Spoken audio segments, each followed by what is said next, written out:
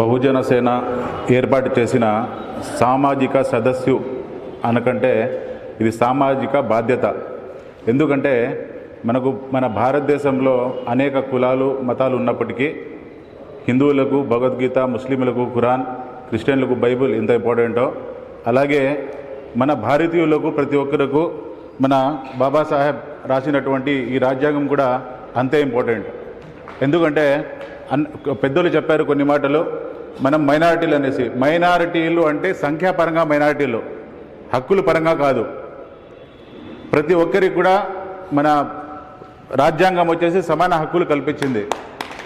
దాంట్లో వచ్చేసి ఒకరు తక్కువ ఒకరు ఎక్కువ అని కాదు. మన భారత రాజ్యాంగం ఒక ఆయుధం.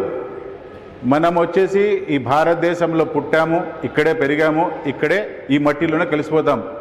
కానీ మనకు సమానత్వం అనేది ఖచ్చితంగా ప్రస్తుతం అయితే లేదు. ఒక విషయాన్ని అందరూ గమనించాలి. ప్రస్తుత భారతదేశంలో వచ్చేసి అనేక వర్గాలుగా చీలిపోయినప్పటికీ కూడా మనకు ఏదో ఒక శక్తి కాపాడుతూ ఉంది. ఇంతకుముందు హిందూ ముస్లిం బాయి బాయి అని చెప్పిన వాళ్ళు ఆ తర్వాత వేరే వేరే రకంగా ఇప్పుడు ముస్లిం క్రిస్టియన్ బాయి బాయి అని చెప్తున్నారు. కానీ ఒక విషయాన్ని దయచేసి అందరూ గమనించాలి.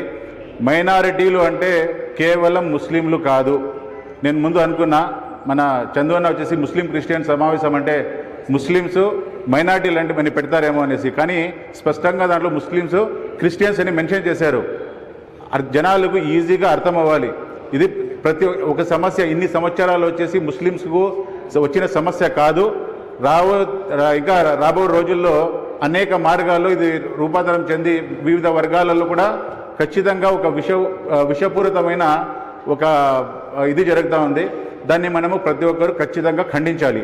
ఒక విషయం దయచేసి గమనించండి, ముస్లిమ్స్ క్రిస్టియన్స్ ఈ బహుజన సేన ఏర్పాటు చేసిన మొదటి అడుగులో ఈరోజు మేము 2వ అడుగు వేసాము.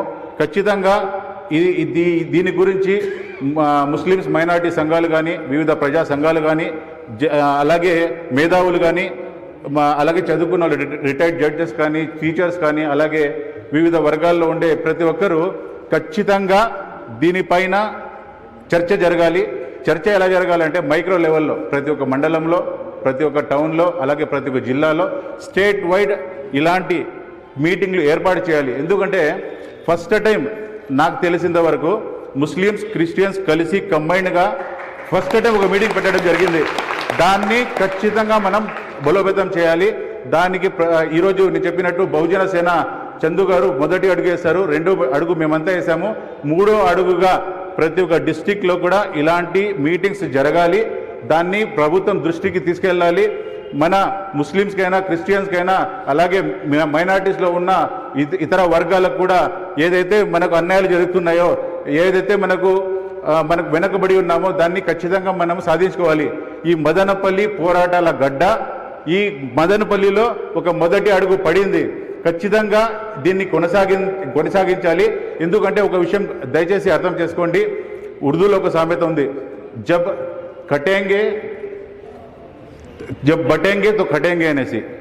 ఎప్పుడైతే మనము వివిధ వర్గాలుగా విభజించి వేరే అయిపోతామో ఖచ్చితంగా మనము వేరే వాళ్ళకు టార్గెట్ అయిపోతాం. కాబట్టి దయచేసి ఆ విషయాన్ని గుర్తు చేసుకోండి.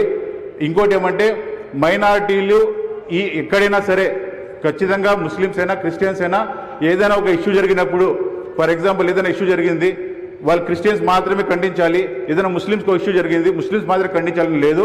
మానవత్వం ఉన్న ప్రతి ఒక్కరూ ముస్లిం మైనారిటీల పైన, క్రిస్టియన్స్ పైన, అలాగే ఏ మతస్థుల పైన దాడి జరిగినా ఖచ్చితంగా ఖండించాలి. అలాగే ప్రతి ఒక్కరు కూడా మానవత్వం అంటే మనము ప్రతి మతాన్ని కూడా మనము ఖచ్చితంగా గౌరవించాలి. అలాగే మన మతాన్ని ఆచరించాలి.